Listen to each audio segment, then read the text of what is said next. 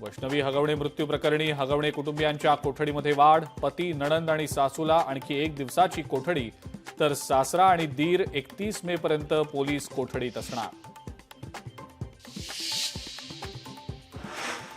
हगवणेंच्या वकिलाकडून वैष्णवीच्या चारित्र्यावर बोट। वैष्णवीचे नको त्या व्यक्तीसोबत संबंध होते, समोरून नकार आला म्हणून आत्महत्या केली असेल, हगवणेंच्या वकिलांचा युक्तिवाद।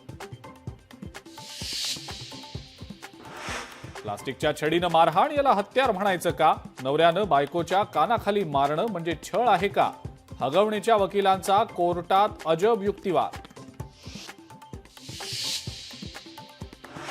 वैष्णवी हगवणे आत्महत्या प्रकरणातील हगवणे बंधूंचा आणखी एक कारनामा समोर।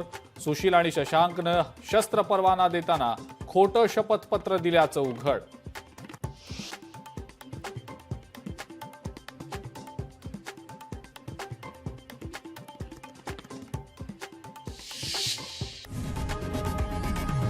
लोकशाही मराठी ऐका, पहा, जागरूक रहा।